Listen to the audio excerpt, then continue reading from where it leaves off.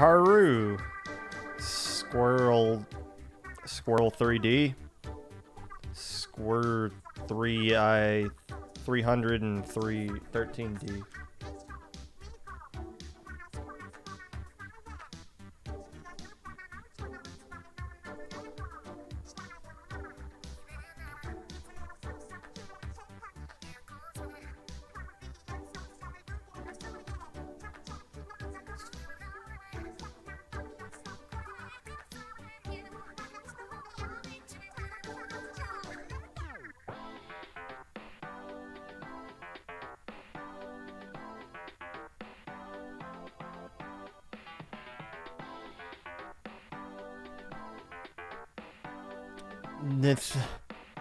What?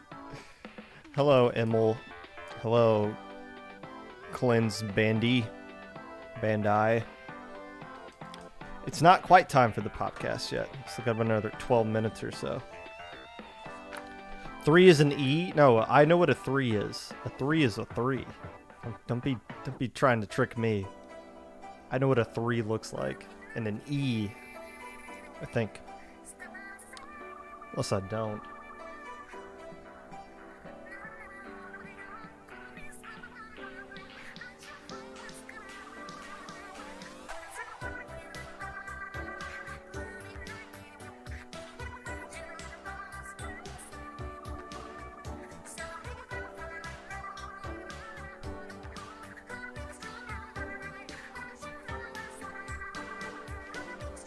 Do I speak Spanish? I do not.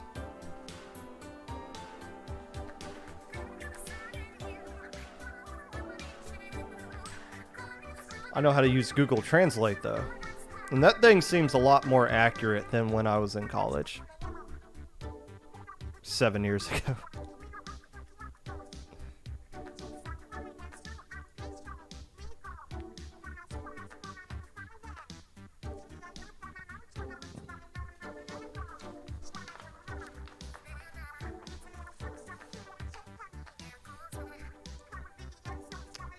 I believe that says, hello, my name is Popgun.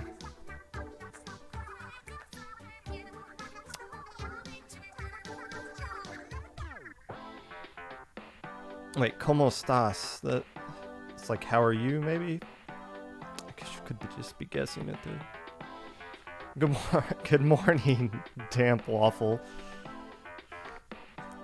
Buenos noches. Yes. That one I know. Buenos noches is good morning. Buenos Nunez is good night. How are you? I'm Popgun. That's what I said, wasn't it? Check the VOD. Also, hello. I didn't know you were Popgun too. I'm Popgun as well. It's nice to meet you. You're the reason why I can't just be Popgun on Twitch. I gotta be Popgun25. Je m'appelle, that's French. I took French in high school and college, so I know what. Don't you try to pull that one on me, Damp Waffle. My French professor in college said that in his class, that you couldn't Google Translate your way to getting an A in his class. So I was like, all right, I'll Google Translate my way to getting a B in your class, because I'm totally fine with that. And I did. Hello, Z. I see you up there.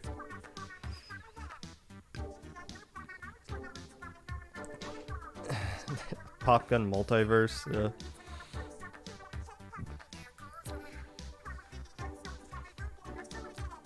Into the Popgun verse.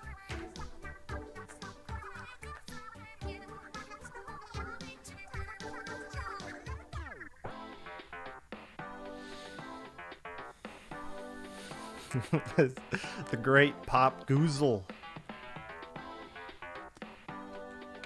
Z, did you just see the L3 video?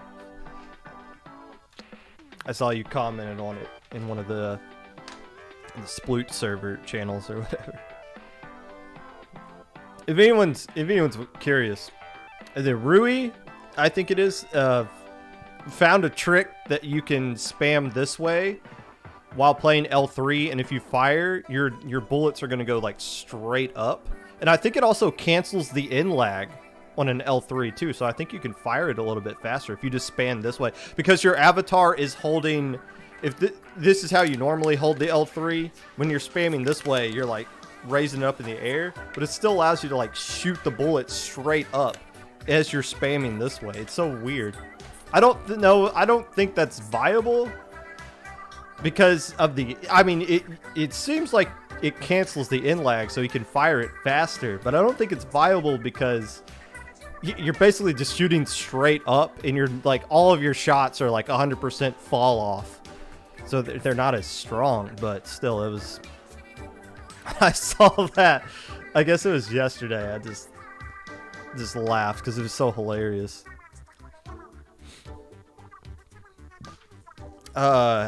RUI is on their Twitter. I don't know what their Twitter is, their official Twitter handle is.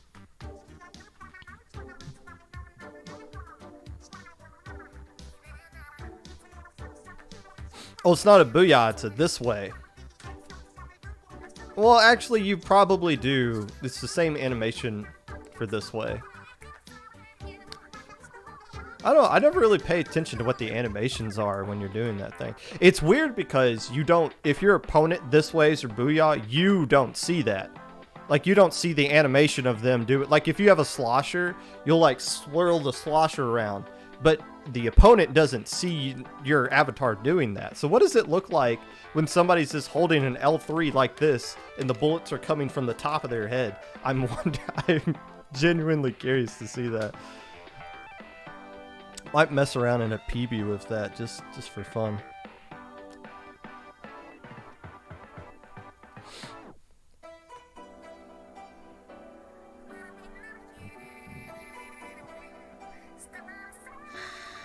Hello, Kelp.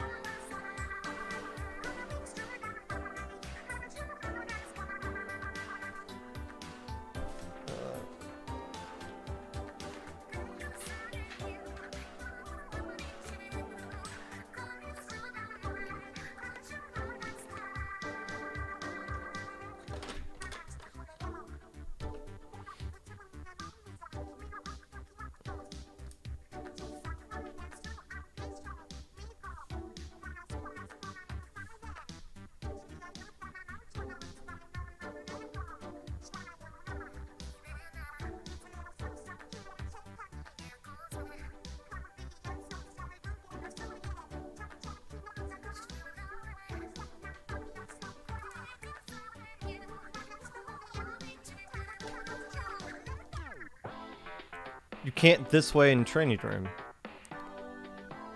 Interesting. If you need to practice this way, you can booyah in the training room, can't you?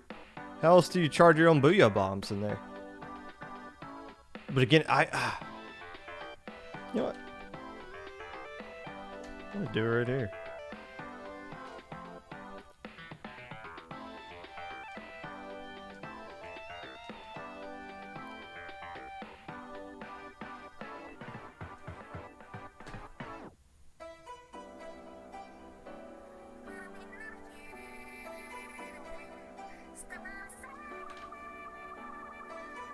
I'd have to go through the news to do all that.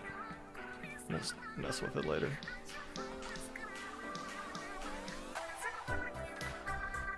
Only booyah during the bomb.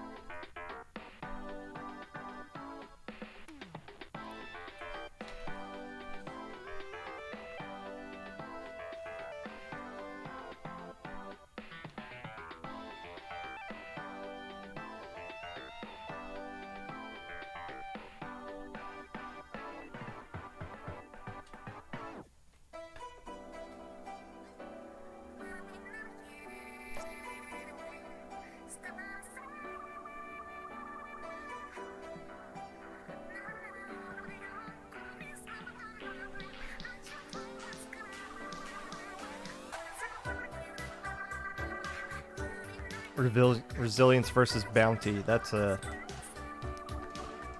be a tough one. Bounty seems pretty good. Hello, Carrot. We scrimmed Bounty a couple of weeks ago, but I mean, how you do in a scrim performances almost never translate accurately to when something's actually on the line. So it's hard to get a feel for a team, but Bounty was after scrimming Bounty once, it was definitely like, okay, this is a team we would be interested in scrimming more in the future. They seem pretty, just by playing them that one time, they seem pretty on par.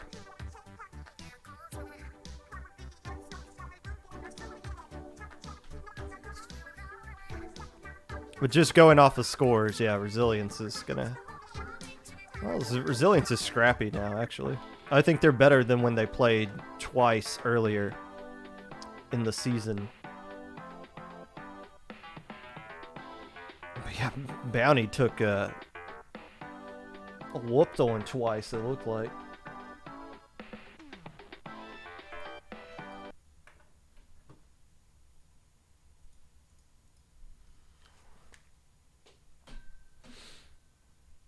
Actually, you should leave this one. Hello, friends, and welcome back to the Popcast. Whenever you're listening to this, whether it be live or VOD, Twitch or YouTube, or Spotify. While you're getting excited about Nintendo's E3 Direct coming out tomorrow, when trading your way to an impressive score of 2,400 in solo queue, laughing to yourself because Jonathan is banging your daughter, whatever it is that you're doing right now, I appreciate you taking the time out of your day to listen to this. Unless I don't. It is hot outside. H-A-W-T, hot outside. It's been a very toasty weekend for us here in the Midwest, which means it can only be worse for people that are not in the Midwest, I would assume. Just a friendly reminder, don't leave your children locked in a vehicle in a parking lot without the windows down and or the probably and with the AC running. But probably best not to just leave your children in a car by themselves in general. Or if I'm being honest about who the actual listeners of the Popcast are, let me rephrase that. Don't let your parents leave you locked in a car when it's hot outside. It's going to significantly lower your HP very rapidly. So make sure your parents don't do that to you. I need you guys alive because your views are important. Your views are statistics to me, and I like statistics. So I value you, unless I don't. News of some tournaments that are coming up. Once again, we're going to plug Low Inc., which is not this upcoming weekend, but the weekend after that, the 26th and the 27th. This is shaping up to be one of those monster Low Incs that are going to be happening that we haven't seen in a couple of months because of Luti. Already, or at least the last time I checked, which was a couple hours ago, 41 teams have already signed up for this tournament. That is half as many teams that played in last month's Low Inc. Normally, 41 is what we get on the Monday leading up to Low Inc. So the fact that we've already hit 41 2 weeks out shows that we're in for a very big Low Inc. I hope we don't get as many teams as we did in January, where we had to do 4 groups. And it was so big that Red Sun actually went 5-1 in their group and didn't even make alpha bracket. That's how many teams there were. I hope we don't get... I think the magic number to get 4 groups is 128. Otherwise, Battlefy will force us... The reason we do 4 groups is so Battlefy doesn't force us to do 7 rounds of Swiss, because ain't nobody wanting to do that kind of nonsense. But still, it looks like we're on pace to hit the triple digits, which is going to be awesome. Idea we're kind of tinkering with is making Sunday into counter picks. If you saw JPEG's tweet yesterday, he put up a poll. If you would be interested, if you are a team that plays in low ink, not just somebody who has an opinion on low ink, but an actual team that plays in low ink, if you would be open to the idea of counter picks for Sunday only, then you should. The poll's already done. 68.7% said yes, 31.3% said no out of 134 votes. So it's possible that we are going to do counter picks for that. I was the one who kind of suggested this. The reason I'm behind it is because I feel like Low Ink's mission should be to prepare teams for the next step in the competitive pyramid, so to speak. And I feel like Counterpicks does a better job of preparing teams for the next level of competitive Splatoon. When you go into SAC, you got to know how to make your counterpick that's actually smart. When you go into Midway, I believe they do counterpicks for their top cut system. If you make like a grand finals of a major tournament, with thousands of dollars on the line, you're likely to be in a counter pick scenario there. So it's a format. We want to start teaching teams how to do that. And then people are like, well, low level teams aren't going to know how to make counter picks. First off, they're not morons.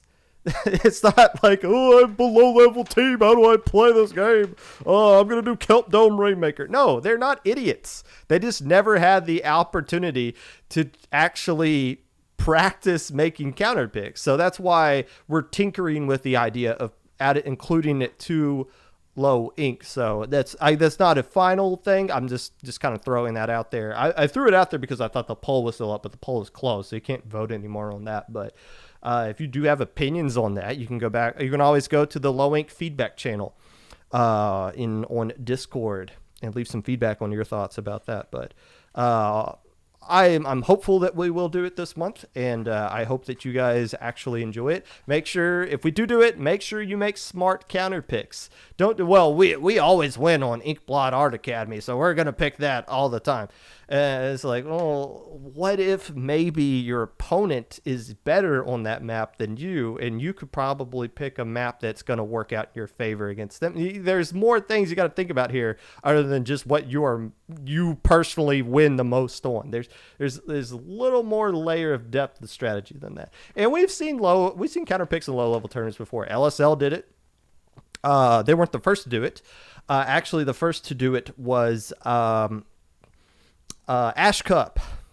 And notoriously, Game 7 Grand Finals, a team with 4 frontliners picked tower control at Albacore Hotel and just in a decisive, like the winner wins the whole tournament. They picked Albacore Hotel, possibly the worst map they could have picked for the comp that they had, and got absolutely spanked because of it. So let's try to avoid more of those situations happening, and it starts with low ink, in my opinion. So be on the lookout for that, or don't. I don't care.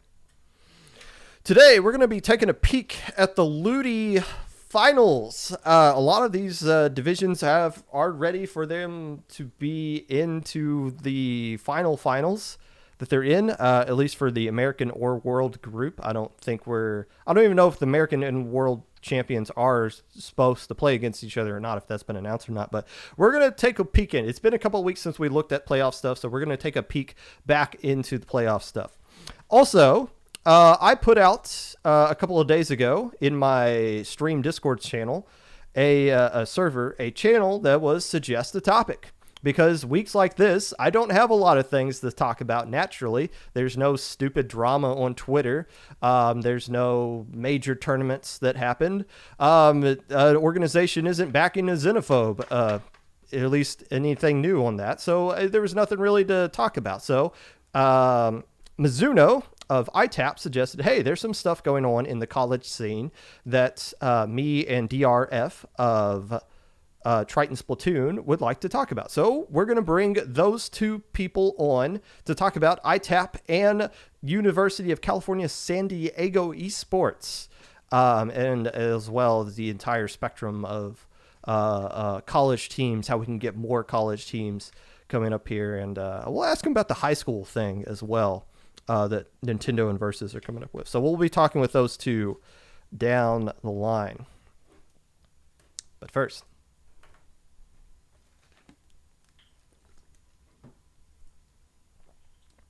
it's time to recap the weekend. Start the music.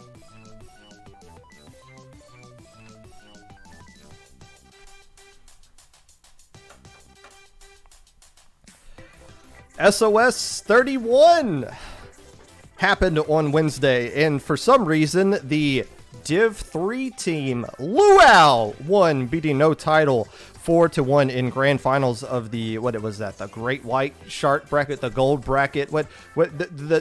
They won the tournament, the best bracket that you can win. Luau won it. How about that? Now, the question is going to be here, is Luau really a Div 3 team? For today, the answer is no. They are definitely not a Div 3 team. Were they misseeded, though, is the question people are going to be asking. And the answer to that is no. They were not misseeded. Keep in mind, Divs came out, a month and a half, 2 months ago? Back in April, right? So back then, yes, the results they had qualified them for the division that they got. And I remember initially putting Luau in my personal Div 2 back when I was on the seeding council, and then things were changing, midway tournaments were happening, and Pure Divinity was popping off, and it was like, all right, we got to make some room for these guys. And eventually people were just kind of getting shuffled down. So yes, is Luau a team that is moving up? Hell yeah. You can't just win an SOS tournament in the fashion that they did and not get some bump in your status for that. But keep in mind, the reason they are Div 3 is because what they did 2 months ago. That is why they're going to be stuck with that 3 next to their name for all of eternity, or whenever the next Luti playoffs happens. If we get another Luti. Who knows? Foams. FOAMS won Hammerhead. That was Omega 3W or 3W Omega. I don't know how to quantify this Omega from all the other Omegas out there, but the you can't just say the Carbon Roller Omega because that doesn't narrow it down much either. They won Hammerhead. Infinidods and others won Mako brackets. And interestingly enough for Infinidons and others, the team that won Mako bracket, every set they played in the Mako bracket went to a final game. The first 2 rounds are best of 5. They went to a game 5 and won. The finals was the best of 7. They went to a game 7 and won. So Infinidods and others, I see you clutch with ice in your veins. Lastly, the the Lantern bracket, the team that won this one, their name is No 30 Kills for You. This was, I believe this was just a pickup made up of Danny Boy and a couple of players from Deep Fried, the Deep Fried Octolings. Most notably, I believe Isaac and Apple, or maybe it was both that was part of that one. Hey, SOS 31, pretty cool. Congratulations, Luau. We love Luau here on the Popcast. Unless we don't. Let's take a look. There's no testing grounds this past week to look at. Instead, this was the time for the regional tournaments to come out. So we had King of the Castle, which is the European tournament, and Reef Rushdown, which is the Australian, New Zealand, Oceania? Is that what that's called? That corner of the world had their tournament. Let's start with King of the Castle, number 7, that was won by Apple. Made up, I assume this was a pickup team. It had to be a pickup team. Made up of Allie of the Crustacean Crusaders. Oh, I'm sorry. She went by Yanfi this tournament, I think. Kelp, Nori, Rain, and Pew Pew. They beat a team named Offbeat Gaming, who finished in second place. The team that finished in third place is, Sanctum? More commonly known as the Dynasty Dragon Wave. You guys remember them, the antagonist of the March 2021 Low Inc., the Incident Team. I believe they are sponsored by some organization known as Sanctum, so that's why they go by that, but they still have the Dragon Dynasty Wave logo. So cool to see them still in action. 12 teams participated in this EU bi-weekly. But I believe the grand finals was a mix of NA and EU players. I mean, they were both pickup teams, I assume. And then a lot of as I looked over those rosters, like, hey, I know a lot of these guys are North America. Some of these people live in my state. What are they doing playing in an EU tournament? Well, school is out for the summer, and I think we're going to see a lot more teams participating in these weekday tournaments that are favored for EU time zones, which is good. Pumping new blood into some of these tournaments is going to be good over the summer, and you're going to see a lot of numbers as Luti is now ending and summer is starting. You're about to see a lot of these tournaments jump way up as far as the number of participation that goes into it. So even though it wasn't EU teams strictly that won this tournament, it's good to see them participate nonetheless. Reef Rushdown 8 was this past Saturday. As I mentioned, it is for the Australia region of the world. Is Australia a continent? I'm pretty sure in elementary school they tried to teach us that it was like a continent, like that whole section was just called Australia, which is confusing because there's the country Australia, so that's probably why I'm wrong there. I grew up in Kentucky, so if I say anything that's weird, that you now know the reason why that is. This one started at, for those of us here on the East Coast of North America, this started at 6 a.m., so it's not likely many of you participated in this one. The Krakens won this one, going undefeated per game. The notable player on there was Shockwave, the person who has the Nautilus guide up on YouTube, if you're interested in that. IPL hosted another tournament. The Unnamed Tournament happened this past Saturday from 11 a.m. Eastern Time to about, 4 a.m.? 4 p.m. Eastern Time. It was a 5-hour ladder, and you guys, if you listen to a lot of episodes of the Popcast, which I know you do, you know that I am a big fan of ladder tournaments. 30 teams participated in this one. Actually, 27 played. 27 teams played matches, but only 20 teams played the 5-match minimum that was required to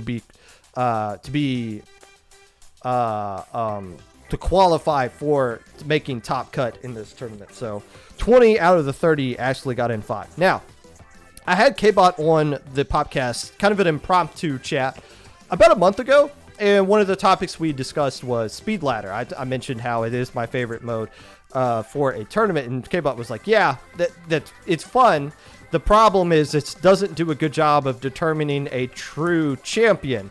And if you look at what happened in this tournament, K-Bot was really on to something there.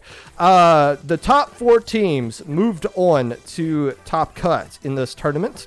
What made you a top 4 team? First off, you had to play at least 5 matches, and then whoever had the highest personal win percentage in those 5 matches, whoever had...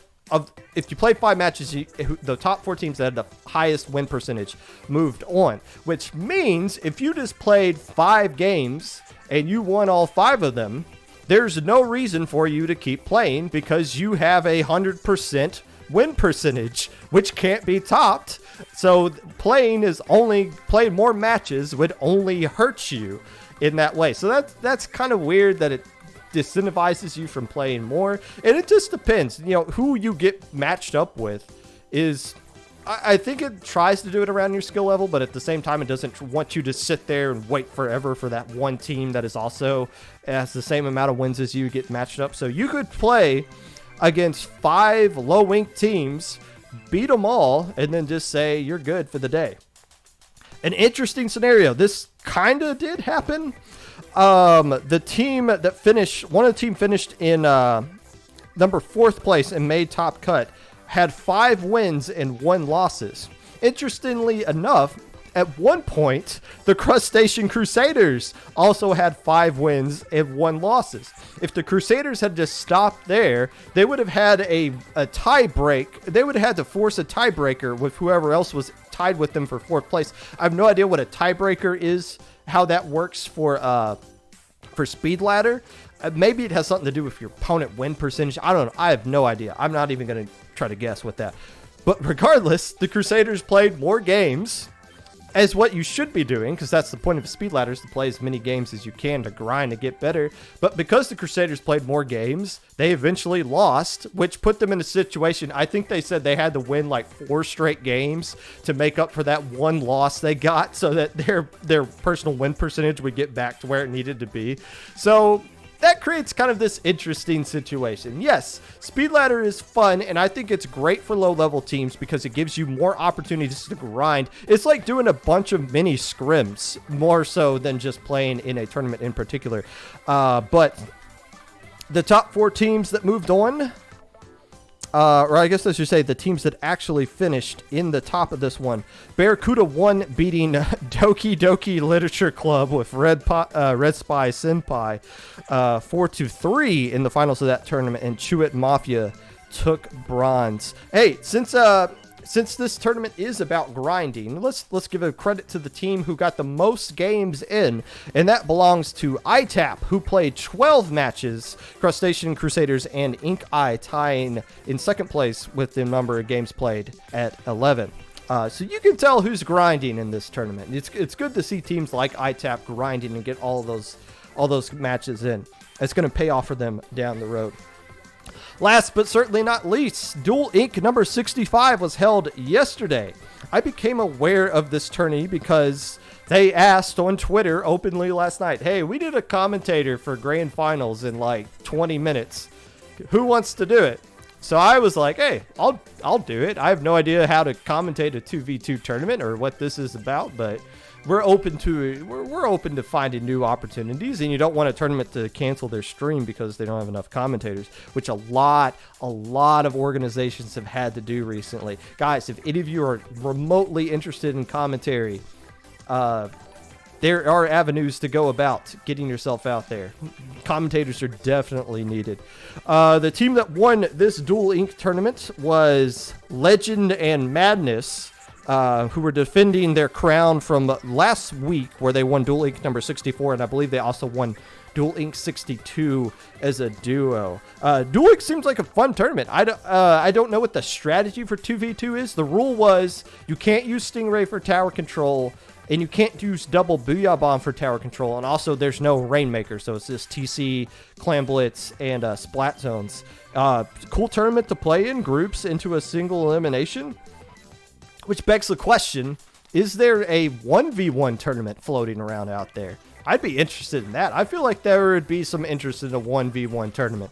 I don't think any of you would sign up for it because you're too fragile and you don't want your egos to get hurt. But a 1v1 tournament, if that such a thing exists, we'll cover it here on the Popcast. Unless we don't. Who knows? Regardless, that is all the tournaments from this past weekend, at least that I wanted to personally talk about. So, there you go.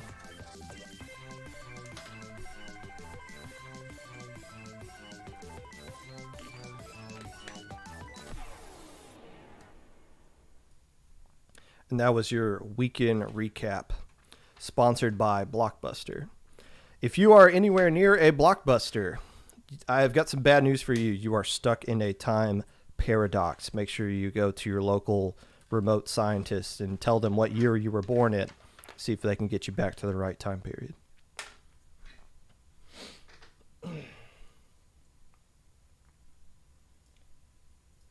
Luti playoffs. It's been a while since we've looked into Luti stuff. We previewed the playoffs coming up. We're going to go back before we get into the college guys. We're going to go back and look at where we are now. One division somehow ended already. And we're going to go from 8 up to 5 as I get this set up.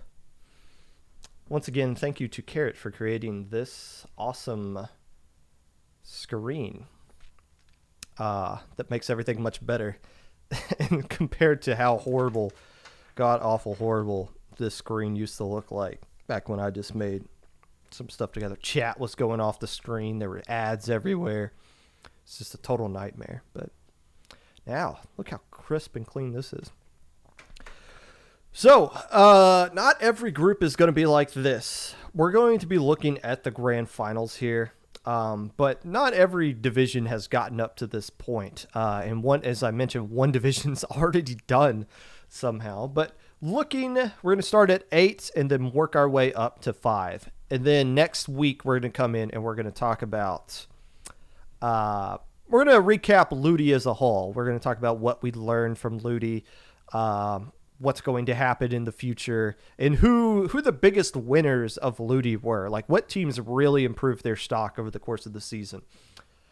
But this one in Division 8 America, the grand finals that we've reached here is Lumistars versus Vegas Splat High Class. Here, I think it was inevitable that these two teams were going to be facing off against each other. Let me just read out the combined record of these two teams per game over the course of the entire Luti season. Combined, Lumistars and Vegas Splat have 55 wins and only one loss. Just one loss. Lumistars dropped one game to Legato, the team that's down here losing barely to Pufferfish Party. So these two teams have yet to really lose anything at all this entire Luti season, and now they have to play against each other. My hope is that this ends up being a 5-3, 5-4 matchup. You don't want to see like one team just completely 5-0 the other, because then that just shows how completely lopsided this div was altogether, which is, I mean, it already kind of was when you see how far ahead Lumistars and Vegas Splat were over everybody in this group. And keep in mind, Div 8, I call it Div question mark, because we don't really know how good these teams actually are in actuality. But maybe when Lumistars and Vegas Splat play against each other, if we could get that on stream, if LSL is going to broadcast that one or something, hopefully that one's actually entertaining. And if not, Vegas Splat might be one of either the first or one of the few teams to go totally undefeated in a Luti season, regardless of the div. I think we might have missed the boat on those guys, but how can you rate a team that has literally no information about it? You put them in Div 8. As we look into the world group over here, Falling Inc., the most notable team in Div 8 because they're one of the few teams that actually plays in other tournaments other than Luti. They played in Minnow Cup, made a top cut in that. They played in Low Inc., made Alpha Bracket in that. And Falling Inc., that kind of experience is why they are in top cut right here. You saw them barely squeak past Los Santos in the semifinals, 5-4, which lands them in the final spot. The problem with this div, this first round match hasn't even played. This Ignatus and Nintendo Destiny haven't played yet, so there's still 2 matches before Fallen Inc. even knows who their opponent is, before that's even going to get scheduled. So I don't know what the holdup here is with this. Most matches have most divs have their semifinals already done. So I don't know what the holdup here is with this one, but unfortunate for Fallen Inc., they're going to have to sit here and wait a little bit.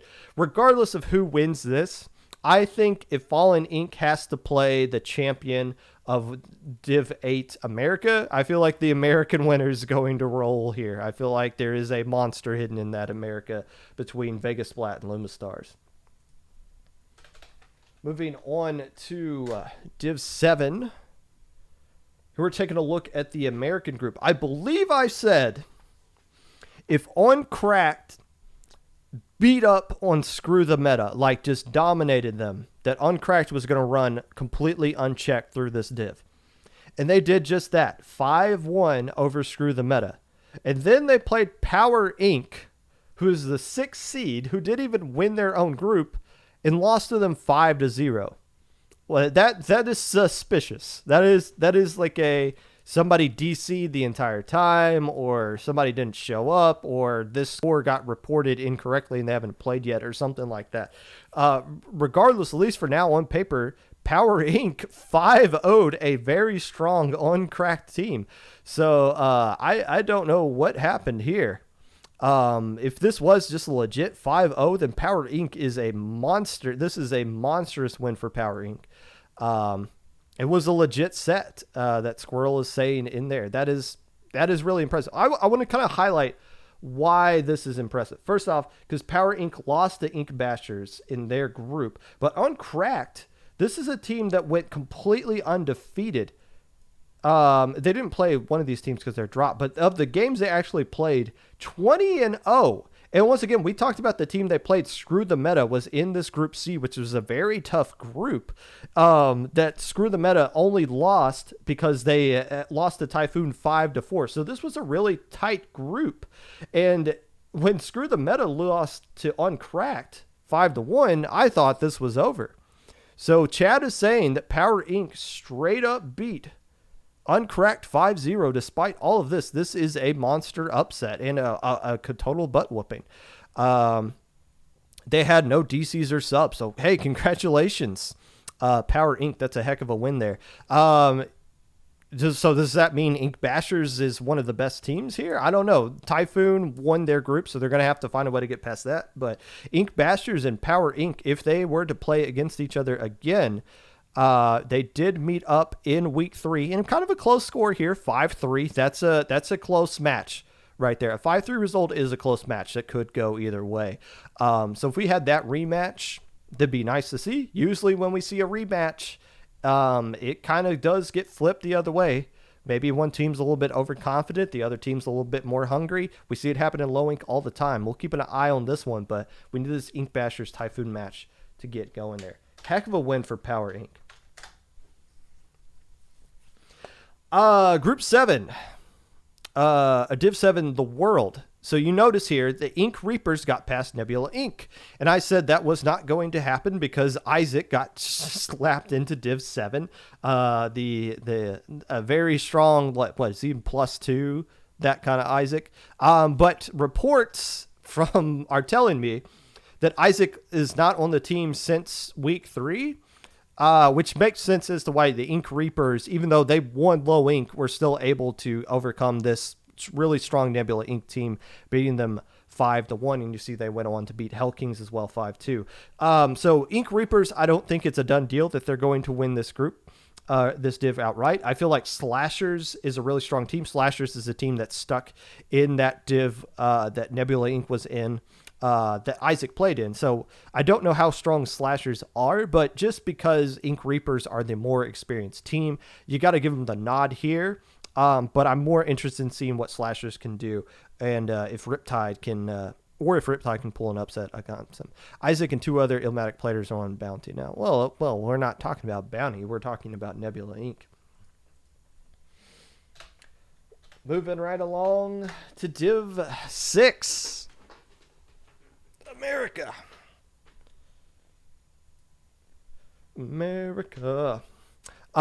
This is the insurance agency's div to lose, and I am constantly shocked by how much insurance agency is improving every single week that we talk about them. I think these guys might win the award at the end of the year for the most improved low level team. Because they're continuously getting better, and they're now an alpha bracket contender. I don't think that I've ever seen them taking a step backwards in any tournament that they played in. You see them survive Outcast Ninjas 5-4 here, moving on to take on Vaporwave and dismiss them 5-1. So now they're playing the Wipeout Punks, who's doing pretty good themselves. You saw them escape Ink Eye 5-4 here and then handle Booyah X 5-1, but the Wipeout Punks, they're an established team. They played in some low inks, but they're not playing in as many tournaments, at least that I'm aware of, that insurance agency is. And I feel like that is kind of the difference maker here. And yeah, we just talk about teams improving consistently. I think the agency is going to take this one. Quote me on that. Don't clip it. Vaporwave and Booyah X playing out here. A good win for Vaporwave. If we go back, even though they're in this 3rd place match, upsetting Rising Hope. I believe I said Rising Hope was the team that was going to win this div. Vaporwave said, nah, fam, we're going to stop that right here, right now. So Vaporwave, that was a really good set. I remember watching that one. I believe that one was on the LSL stream. And all those games were really close, like really back and forth. Like it was a coin flip who was going to win them, and the coin just flipped up Vaporwave more often than Rising Hope. So a nice win there for Vaporwave, but Rising Hope is not done. we still should see them as a pretty solid team going forward, especially in low ink. Looking on the opposite side of this div, the world bracket here. Bit of a different, not the most competitive in some spots. Round one was a bit of a barn burner.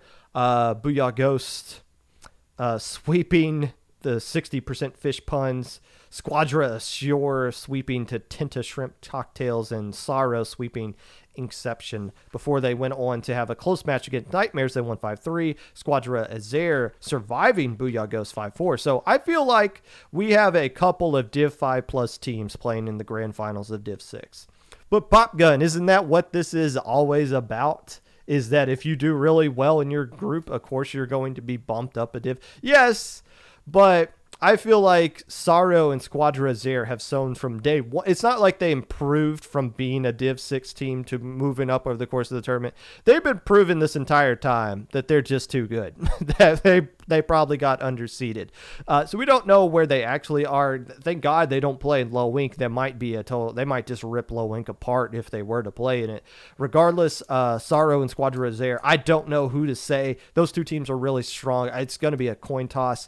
I feel like Squadra Azair's win over Booyah Ghost here is more impressive just because Sorrow's been playing some teams that are more notable to low ink and have beaten them, but Squadra's been playing these teams that have been beaten even though stronger teams than Booyah Ghost. So I'm going to give the nod to Squadra Azair here, but I would not be surprised if Sorrow won this one. In fact, I'll go back and say this. If it's a close match, I feel like Sorrow's going to win. If it's a blowout, I feel like Squadra is the team that's going to win this one. Moving right along to Group 5. And this one is already done, and I have no idea how. So Citrus played the Deep Fried Octolings. They played the Deep Fried Octolings on this past Wednesday. Oh, no, Citrus played Access Denied, on this past Wednesday. And then played their final set on Saturday, which makes no sense to me because the maps didn't even get released for grand finals until yesterday night. So I don't know how that worked. I saw something, one of the players on Citrus was saying we had to, that one of their players was going to be on vacation this week. So that's probably why I think they bumped up the set earlier so that they could just get their players in. But I don't understand, like the maps weren't even released. So how did they know how to play this one is my question there for this. Regardless, Dreamscape won. And you sent the maps to them in a DM, Emil is saying. Okay, that makes sense. So, yeah, they moved it up just because one of their players was in. And I'm assuming... I'm surprised this wasn't more competitive. I'm not surprised Dreamscape won. I think I've said from the beginning that Dreamscape is the monster hidden amongst the Div 5 teams here. And you saw how competitive Deep Fried Octolings... excuse me. The Deep Fried Octolings was Dreamscape here, going 5-4. So I think Citrus, this is just more of Citrus didn't have any time to prepare. Maybe they didn't go in with their full roster or whatever. But this tells me we didn't get the actual matchup that we're going to see from those two. Regardless, the record book is going to say Dreamscape got the gold and Citrus got the silver, and nothing can really be done about that. So congratulations to Dreamscape for winning Div 5 America already. Access Denied and Deep Fried Octoling set for I would be interested in seeing this set, honestly. If somebody were to put this one on stream, I'd be really interested. These two teams are teams that are going to be in my top 10 for low ink for a long time until they win it or get banned outright. The Deep Fried Octolings are flexing on people lately. They did really well in a tournament last weekend. Beating some really notable Div 4 plus teams. You saw they did really well in this group, sweeping Amnesia and then almost beating the team that won the entire Div in Dreamscape 5-4. It's very noticeable, but once again, hats off to Dreamscape for getting the dub there. If we look into the world side of things, I cannot believe that Neptune's Envoy is sitting here in the grand finals. Talk about the journey they had. They lost to Zero Inc. in week 1, pretty bad. I think like a 5-1, 5-0 result, something like that. And then Zero Ink dropped, so Neptune got the win because they dropped, even though they already lost to them. So that kind of propelled Neptune to go on this rampage of where they have now won everything and they're now in grand finals. Fugatsu Angels, I think we can call this an upset. A 5-4 Squid Knight. Now, Squid Knights is an old veteran team. They used to play in a lot of low inks. They used to make a lot of top cuts in low inks. The number one seed curse, where teams would go 6-0 and then just lose at the very beginning of Sunday of Low Ink. That's the Squid Knights. That's where that started. They would go 6-0 like every Swiss they played in and then just not show up on Sunday. They showed up against the Angels. The Angels finished in third place in the last Low Ink. They're a very strong team. You could make the argument that they're already too good for Div 5 where they are with what they've done in tournaments so far. But the Knights got the better of them right here. And I think Neptune would much rather play Squid Knight than Fugatsu Angels. And they handled business against them. Not saying the Neptune dodged in a team or anything like that. You only play who is in front of you. And they took care of business. So Neptune's in the finals here. Ink Illuminatis, I don't know, man. These guys are scrappy right here. 5-4 over TZK, 5-4 over TR Esports. Neptune versus Ink Illuminatis, I don't know. I feel like I feel like Neptune should be proud of the fact that they got this far. Ink Illuminatis, though, I don't know enough about them. I'm not gonna shoot myself in the foot and say one of these teams is gonna beat the other. So I'm gonna cop out and just flip a coin. Right here. Oh, it says Ink Illuminatis are going to win. How about that? But still, I think the real win here is Squid Knights over Fugatsu Angels. I think that's the most notable win. And that recaps where we were last time we talked about Luti in those divs. I feel like people aren't talking about Div 4 that much. Sorry, maybe I should have covered Div 4 a little bit more. I figured other people would be talking about it. But those teams are going to get a lot of love for the upcoming SAC season anyways. If there's a next upcoming SAC season. They kind of hinted. I would be surprised if something wasn't announced when Midway comes to a conclusion. I'm not saying I have insider information or anything like that. I'm just kind of making natural assumptions here and putting pressure on other organizations that are not myself, because that always works out. But like I said, next week, the main focus of the Popcast is going to be recapping all of Luti, what we learned, who the most improved team is, and what effects Luti had on the community while it was actually playing. And now that the Olympics that are Luti are phasing out, what is going to be left in the community? What voids are left now that Luti is going to be leaving? We'll be talking about that next week.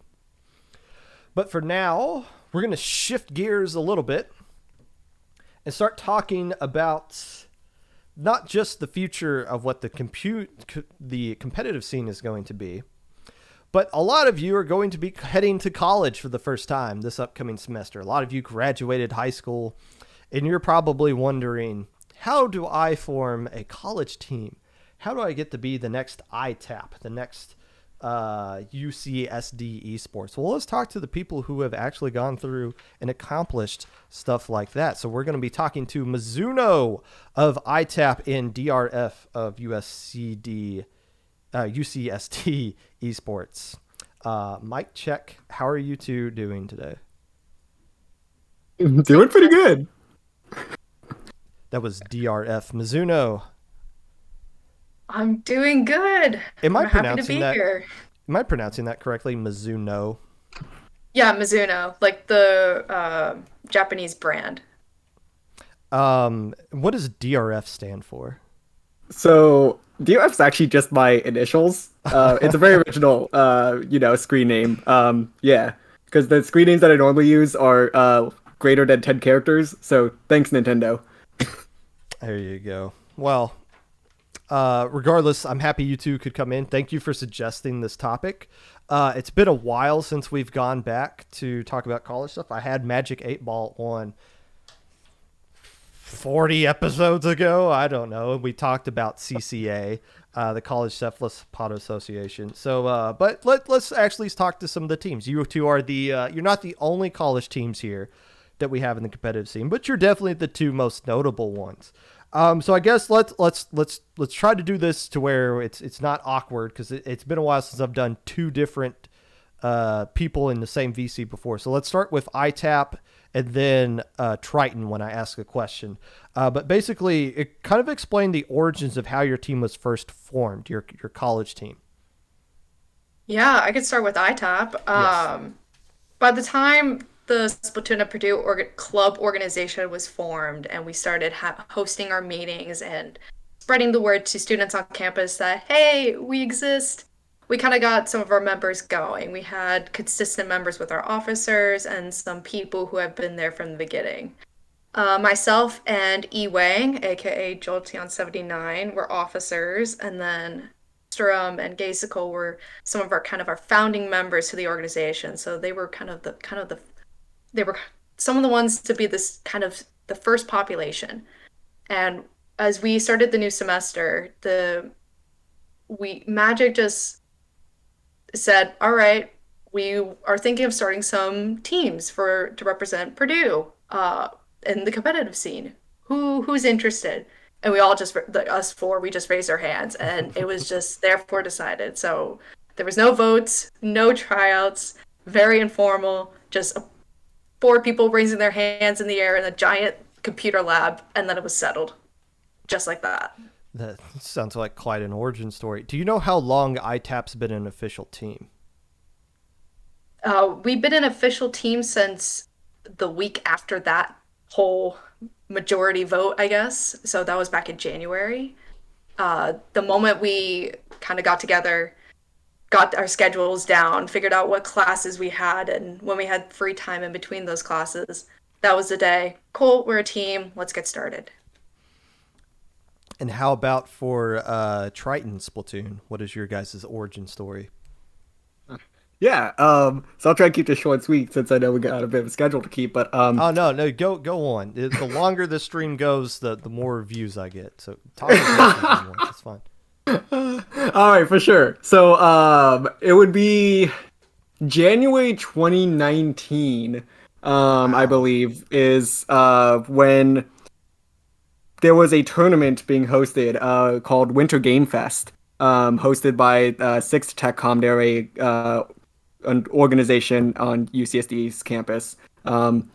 And every year they put together a giant, kind of like gaming convention for focused mostly for UCSD students, but allow some outside people as well. And one of the organizers for that was a freshman who was like, "Hey, like I really like Splatoon, and I want to see this be a tournament at this year's Winter Game Fest." And they were like, "Do you want to TO it?" And he's like, "Sure, I've never TO'd before, but I'll figure it out." So he kind of put it together, and I actually got to talking with him. I was like, "Oh, like, this is kind of cool, whatever." He's like, "But like, I don't know anybody on campus that plays." He was like, "Yeah." He's like, "I don't either." So he's like, "This is kind of a shot in the dark." So I ended up making a post on r/UCSD and found some teammates, and we show up, and there was 4 teams actually that were put together for that tournament, and we all played. It was a grand old time. And after that, we all were like, wow, it's actually kind of amazing that there's, more than 2 of us here on campus. We should kind of make a club. And we did that. So we put together Discord, we registered the club, and it kind of just became, an official thing. And then we were like, we should play in tournaments together. Like, because because none of us were really affiliated too much with the competitive scene. I think I was the one with the most experience because I played on like a team that existed for like 3 months, full of a bunch of like A rank people, and I was like, yeah, like there's more tournaments, like we should like play together. So we did, and I think our first tournament was whatever the NA Open was in, I think, March of 2019. So yeah, so that's when we kind of started to get it together, and given that we kind of we never had like a set team early on, we kind of just continued to, whoever was available, let's play, and that's how we kind of started to hit the ground running on our club and the competitive team. Now you graduated this past weekend, correct? Yes, I did. So does that mean you're kicked off the team? So Technically, yes. So yeah, so UCSD Esports, it has been a very fun ride, but as of right now, I'm technically no longer eligible to compete with them. Although we might, because there's quite a few of us that have graduated, including Monster John, and well, Kevin, which is the one that he's the one that plays with the Japanese characters in his Mofugami? name. Mofugami is still gonna be around for one more year. Okay, nice. So yeah, so he's still gonna be around. Fizzywits is also graduating, but they're gonna be continuing to take classes throughout the summer, so technically they are still eligible.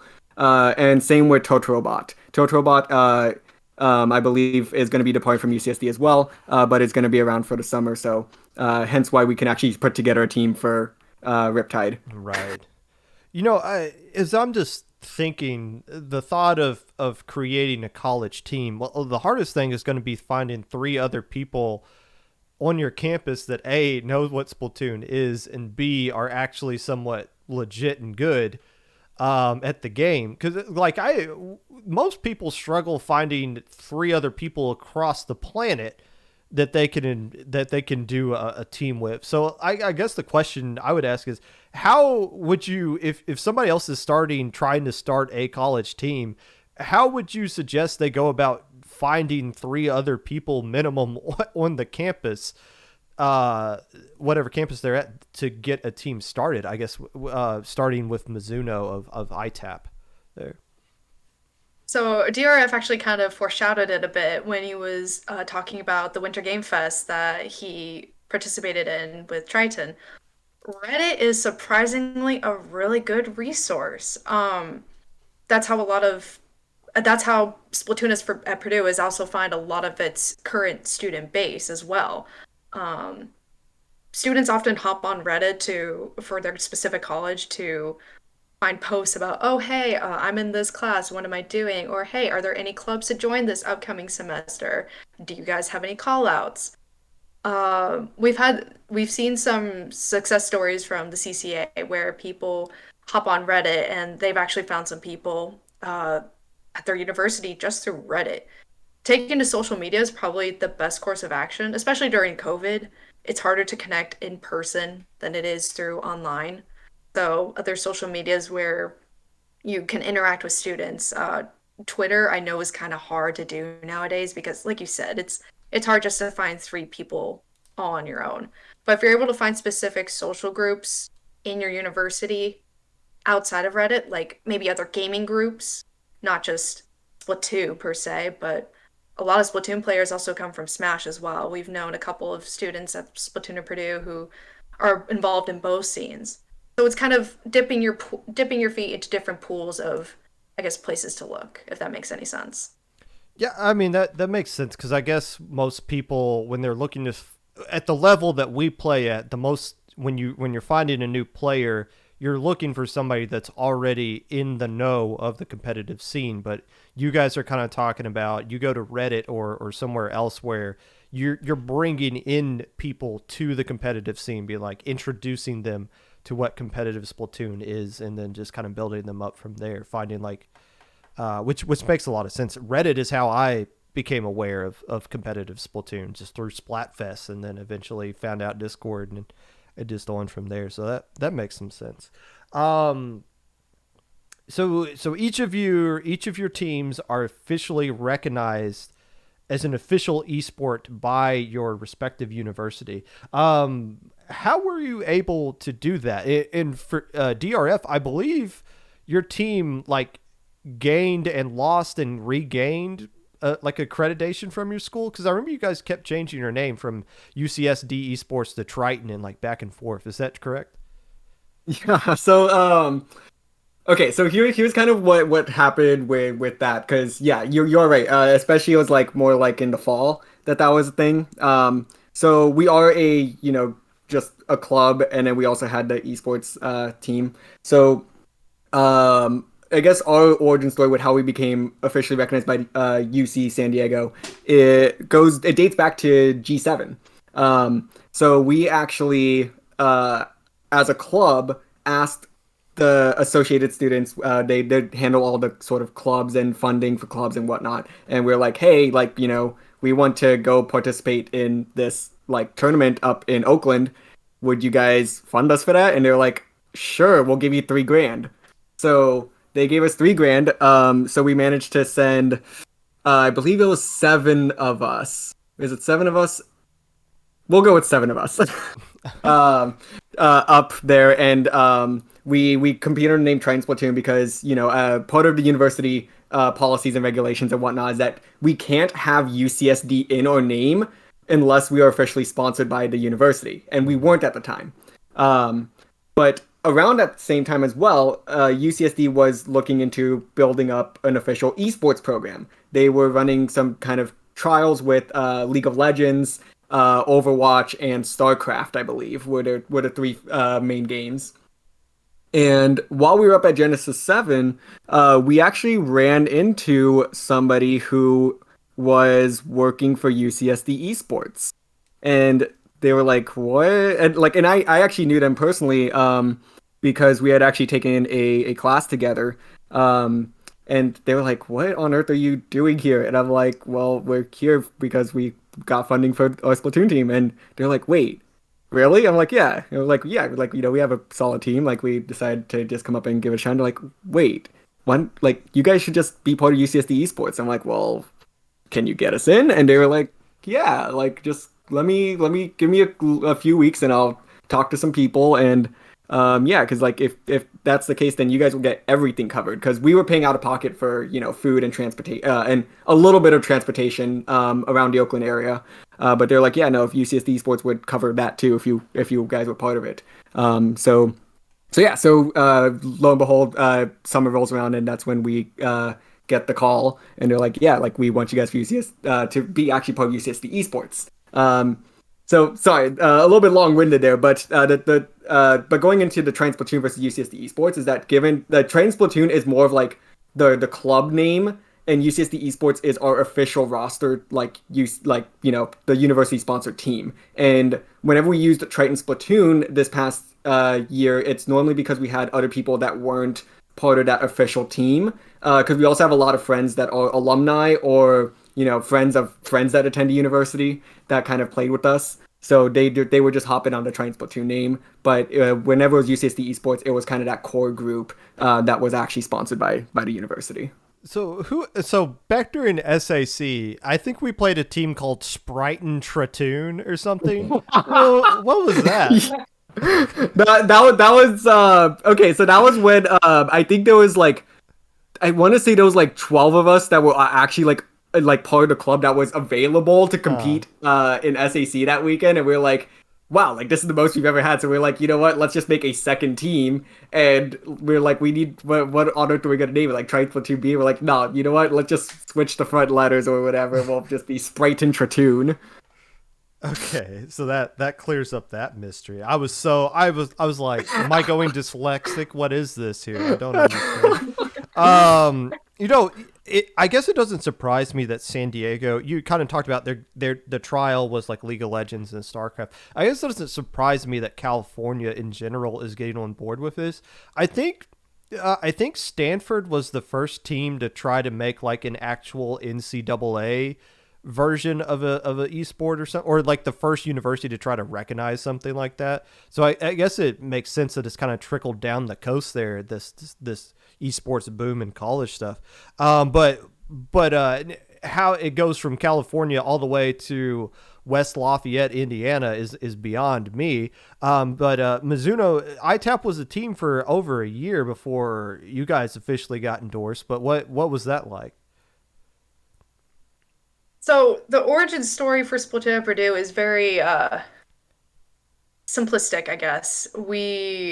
A bunch of us met up. When I mean a bunch of us, I mean Magic 8 Ball, Allie from Crustacean Crusaders, and another Purdue student. We met up at another gamer group at Purdue called Purdue University Gamers Group. Very, very original name. They called it PUG.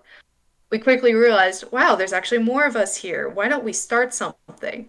We had no clue how to start the club. So we actually asked my boyfriend, who is the president of Overwatch Club, to kind of help us jumpstart the process because we had no clue what we were doing. And the student activities and organizations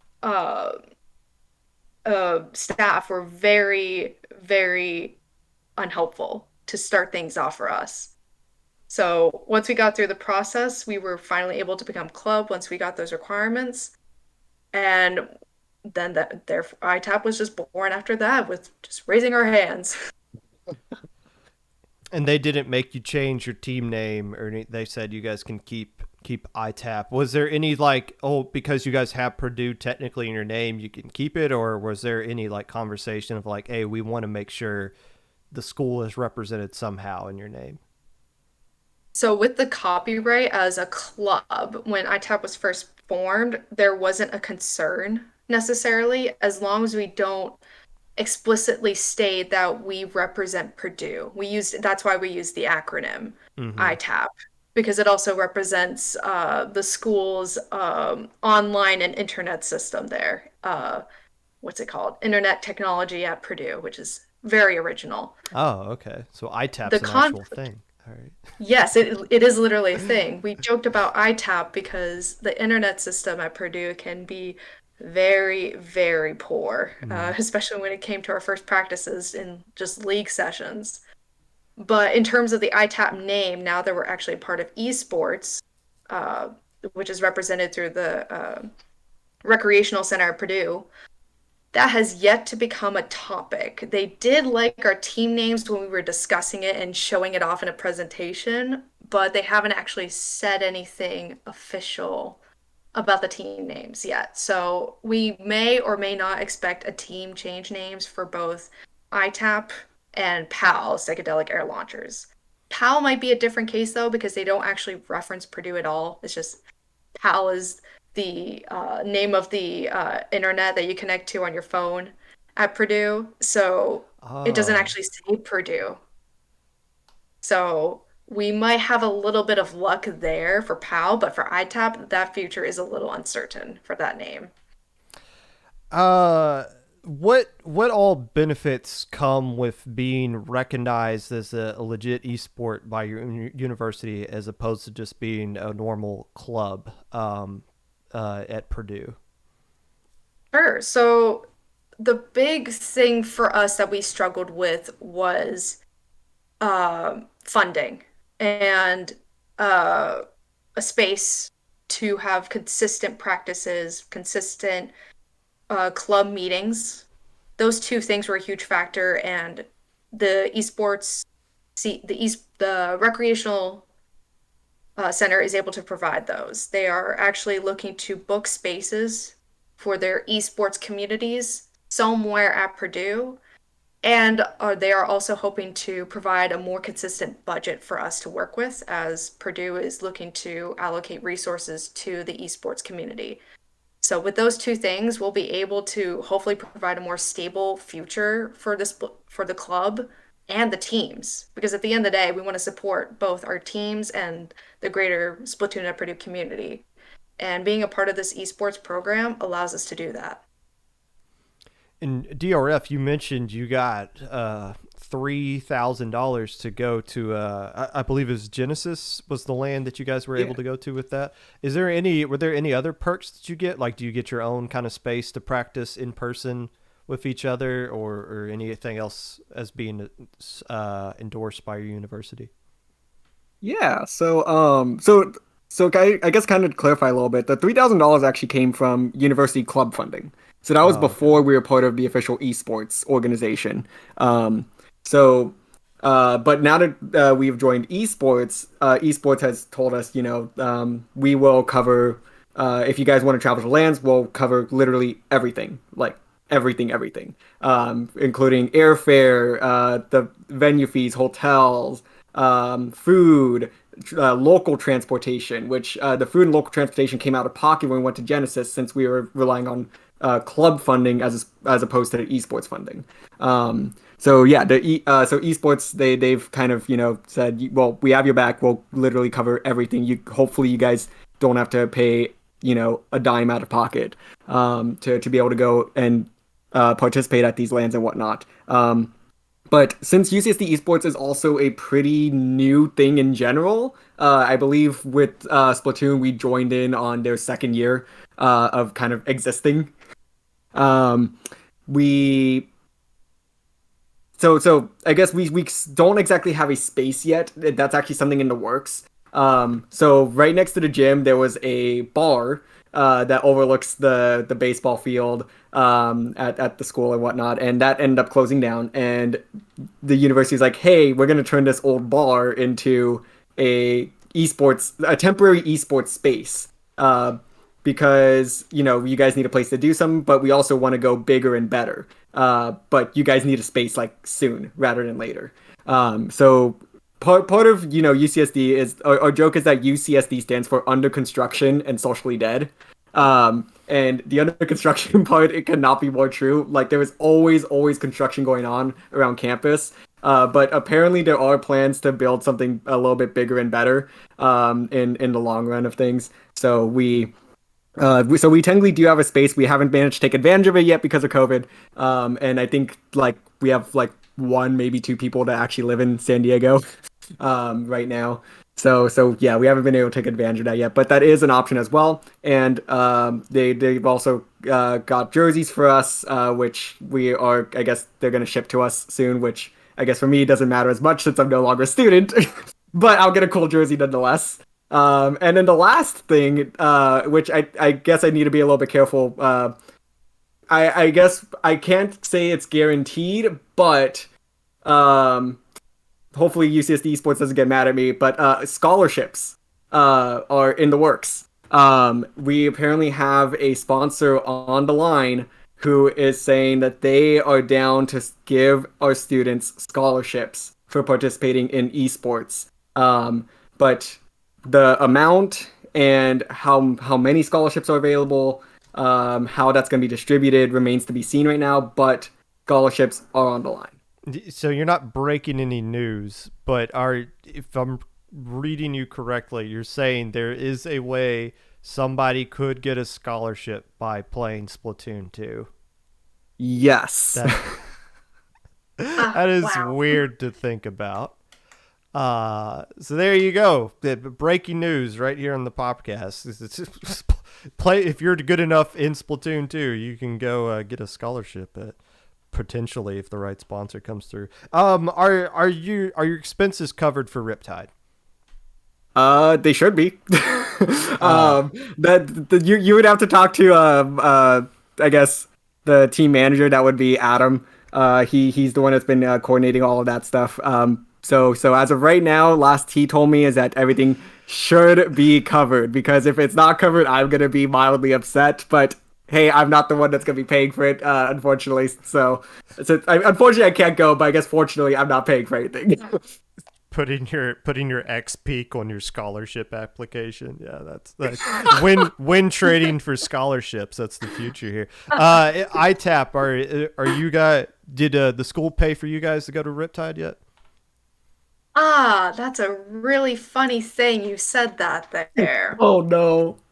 Because we literally just got officially recognized by an esports organization that's still in the works. We don't have our hands on money, a budget, or future plans as of yet. So as of now, it's currently out of our own pockets, which has been the struggle for the past year and a half for the Splatoon and Purdue club, because we have been buying our own equipment because we can't get funding elsewhere. Magic 8 Ball had to buy a router and some Ethernet cables. I had to buy HDMI to DVI converters because the monitors at all the computer labs are DVI inputs, not HDMI. So we're hoping that as part of this esports change, we'll be able to have a budget to help get our students and our players to LANs without paying out of pocket. I guess this kind of ties into the College Cephalopod Association, which Mizuno, I know you have a big hand in being involved in that. How is I haven't we talked to Magic back during the fall semester about it. How's CCA been doing over the course of the spring semester? If you guys found any new teams, or new players specifically from college, not just like players that are, oh well, I play competitive and I'm in a college kind of thing, or like how'd the spring semester go with CCA?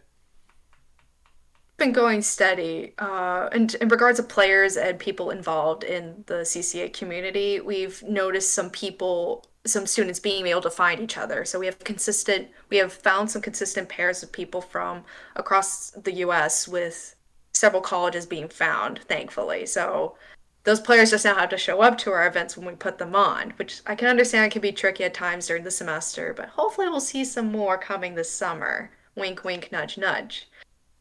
Anyways, oh, the CCA has kind of grown in terms of opportunities and expanding to creating our tournaments to kind of cater towards college students and encouraging them to come out to these events and potentially encouraging to reach out to students at their own colleges and creating their own teams.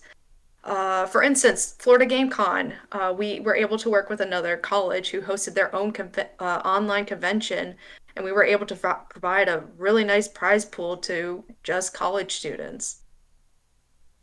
Mm-hmm. That's yeah, that's awesome. You know, I've there were some other teams I know come up through the CCA. Like I remember there was a Nazareth College esports team Mhm. that played in a Yeah. couple of them. Daybreak. Daybreak is UT Austin. They're Oh, Division really? 7. Yeah. So Daybreak. you Oh, probably talked about them and actually didn't know they were a college team. what are there any other college teams that are just kind of hidden because of their name that are active right now? Not that we know of. It's Daybreak is one of those ones that's a little bit hidden. And Nazareth is a little more straightforward. There used to be a team a couple years ago, Metal Slugs. That was UC Santa Cruz. They've kind of since dissipated a Mm-hmm. little bit. They have a couple people still around, but they don't have a full team at this point. But those are kind of some of the most notable ones right now. Although I will toss in that we have gotten in contact with a major big name university in the US that is looking to start up a Splatoon team of their own. So I will kind of keep that as that for now as we continue to kind of talk to them about it. But there is another big name university in the works. Ah, you'll tease that you'll hint about the scholarships, but you're gonna tease us about a big name school. It's coming soon to competitive Splatoon. I'm just gonna hey, I'll put it like this, Popgun. Uh, It might be a little bit close to home for you. oh, okay. So there we go. The University of Indianapolis Greyhounds are gonna have a college Splatoon team. You've heard it here first. Um, wrapping this up. I don't know if you guys were aware about the high school league that Nintendo is kind of coming up with Versus. Have either of you looked into that or have any thoughts about that? I've vaguely looked into it. I'm surprised Nintendo has anything to do with competitive Splatoon at all in North America or outside of Japan. So I didn't know if you guys had any thoughts about a high school competitive league starting up. Yeah, when I heard about it, and I immediately thought that's a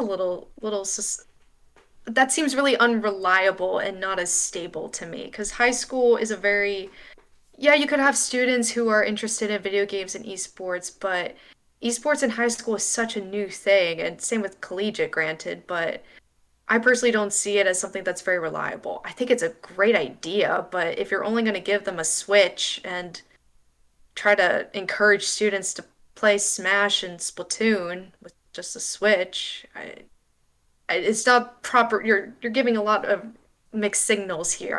I didn't quite understand what the goal and purpose is of this program at the end of the day. Yeah, that's a fair take on it. That's some, obviously being in college, you guys are getting more resources than just the Switch and the game, um, and to go along with it. But yeah, I wouldn't say I have doubts about it just yet, just because it's so new. I'm just getting over the shock of it existing at all before I've even thought about looking into what it actually is. But yeah, that's something we'll definitely keep an eye on. I hope it works out because then obviously you got a great feeder system into college stuff. Like that's something that could Mhm. really help out the CCA in the future if it is a success. But we're talking about a couple of years down the road if it is, if that is the case. Hey, if you two play each other at Riptide, who's gonna win? We will. Flip it. We'll have to see what roster we send to Riptide, because we're going through a little bit of a change right now. So, yeah, we have 3 people confirmed, but Mofugami will be there. Hey, So that'll be the bare minimum. And I think Mofugami, God of Fluff is gonna mhm. be able to carry. We Yeah, will that win. the two-headed monster, I believe I called you guys, Monster John and Mofugami, from the Slayer position. But yeah, it sounds like San Diego needs to recruit some freshmen to fill some of those roster spots that are missing. Whereas ITAP is the coming in, nobody graduating. Well, how many years left do the ITAP guys got before you guys start experiencing Yeah, the real world? This oh is, yeah, that's a scary topic for the future. mm. Ewang and I are actually going into our senior years, and Astor Margasical, they are coming into their junior years as well. So they got one more year, but Ewang and I, we are looking to win low ink and get out of low level before we graduate. You got 2 more semesters to do it. Good luck to you guys. Hey, thank you for suggesting this topic, and for coming on. I think it was a great topic to talk about. It's been a while since I've discussed college stuff, but always, I feel like there are people getting into college that have seen what ITAP has done and the success that UCSD has had, for sure, and would love to have that kind of college experience for themselves. So thank you for coming on and sharing your perspective on your version of competitive Splatoon because it's completely different from what everybody else is doing. So thanks for coming on, you two. Yeah, thank Yeah, you so thank you much for so. having us. Yeah, thank you. We appreciate it. And that was Mizuno of ITAP and DRF of formerly, I guess I should say, the new graduate of UCSD esports. So you applied for a scholarship. It says here on your application that you took one game off of Luau in a tournament. It's pretty impressive. I see you 1-2 against Luau there. I could just imagine who's going to be on the board to determine if that became an actual thing. Like who's going to be on the board to determine? Are we going to get the Luti seating council to come in and start divvying out scholarships here? Like that is that's so mind-boggling to think about. But I mean, that is kind of the next step, isn't it? Not just for Splatoon, but esports in general is to get to see as like, okay, how the football guys are getting the scholarship, the golf team's getting the scholarship. They're out there representing the university. How do we translate that to esports as well? It's going to be really it's interesting. It's a world I'm not sitting here saying I'm an old fart, but it's a world I'm not used to. When I was in college, my roommate was playing Modern Warfare 2 every night, and I was just thinking, well, this guy's gonna flunk out because he's playing video games, which he did, but obviously things are changing and probably for the better. So that was a great chat. We've had a lot of really good conversations lately here on the podcast. If you have a topic you would like to suggest, or you would like to come onto the show, and you think you have something interesting to talk about, reach out to me either in my stream Discord, which the link to that is below, or it's my pinned tweet on my Twitter, or you can just DM me on several different social media. I have too many social media platforms that I have to have for the podcast or whatever. Twitter, Mr. _Popgun, Discord, Popgun, #5882, Twitch at Popgun25, at YouTube at 25Popgun, anchors.fm /Popgun for those of you who want to listen to the podcast and you don't want to see my beautiful face. Who is Sigurd? Let's go to Sigurd. Why not? In the meantime, stay safe out there. It is hot. there's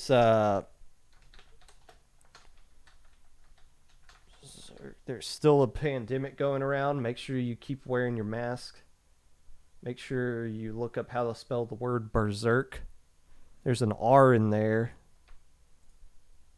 There we go. And thank you for watching. Don't die between now and the next episode of the Popcast. Make it your goal to not die. Hopefully you're still alive for the next week. Love to have you.